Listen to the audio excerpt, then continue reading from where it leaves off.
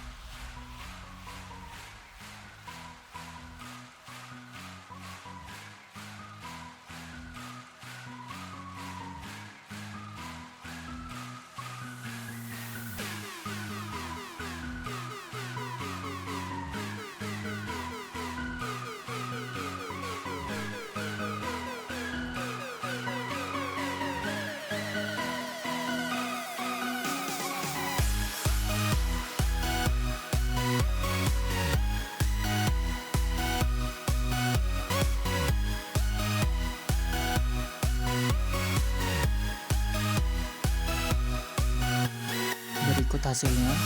Garis hijau merupakan hasil yang belum optimal karena backcover laptop kurang menekan heat pipe CPU.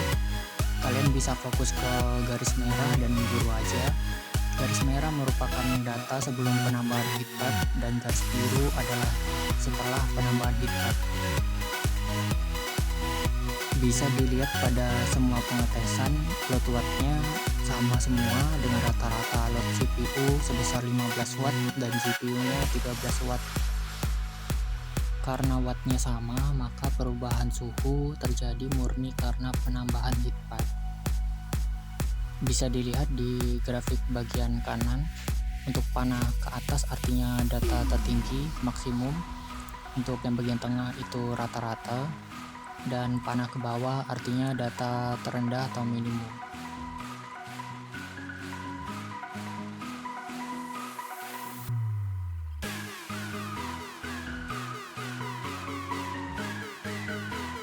Untuk penurunan suhunya bisa dilihat pada GPU. Suhunya rata-rata turun dari 75 derajat Celcius menjadi 61 derajat Celcius. Dengan suhu tertingginya turun dari 77 derajat Celcius menjadi 64 derajat Celcius. Kemudian bisa dilihat pada bagian CPU, turun dari 83 derajat Celcius rata-ratanya menjadi 69,91 derajat Celcius.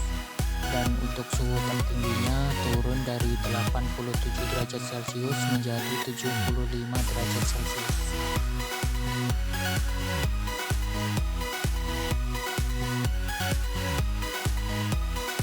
Bisa dilihat sebelumnya terjadi penurunan GPU clock yang diakibatkan dari thermal throttling. Thermal limit ini bisa kalian cek melalui GPU Z.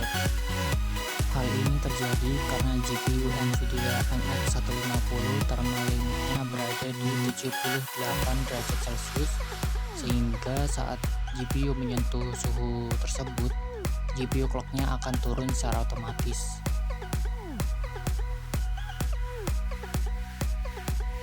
Kemudian suhu tiap core CPU-nya juga bisa dicek, terjadi penurunan rata-rata sekitar 13 derajat Celcius.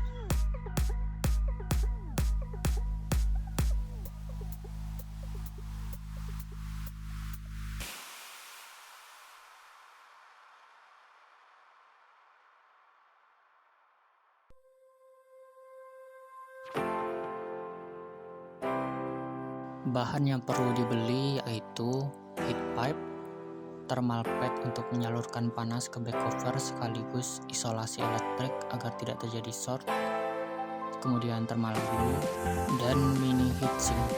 Link pembelian bisa dicek di deskripsi video. Panjang heatpipe perlu kalian hitung sendiri menggunakan penggaris. Untuk ukuran heatpipe yang dijual biasanya lebarnya 8 mm dengan tinggi 3 mm. Pada bagian bawah heatpipe saya tambahkan thermal pad karena di sisi tersebut terdapat kapasitor yang cukup tinggi sehingga saya tambah thermal pad agar tidak terjadi short. Sebelum dipasangkan heatpipe saya amplas agar lebih mulus dan proses pemindahan panasnya bisa lebih baik. Lepaskan heatpipe asli dari laptop agar lebih mudah pemasangannya dan lebih aman. Hal ini tidak saya lakukan agar thermal paste yang digunakan tidak berubah sehingga perubahan suhunya murni dari penambahan heatpipe. Gunakan thermal glue secukupnya, kemudian berikan tekanan pada heatpipe yang baru dipasang agar heatpipe tersebut dapat menempel dengan baik. Kemudian saya menunggu 18 jam agar lem yang dipakai mengering. Kemudian setelah lem tersebut mengering, saya tambahkan thermal pad di bagian atas heatpipe agar panasnya dapat disalurkan juga ke back cover laptop. Pada bagian GPU Nvidia saya tambahkan 5 buah mini heatsink ukurannya 8,8 mm dengan tingginya 5 mm. Jika ada pertanyaan bisa langsung dituliskan di kolom komentar. Terima kasih.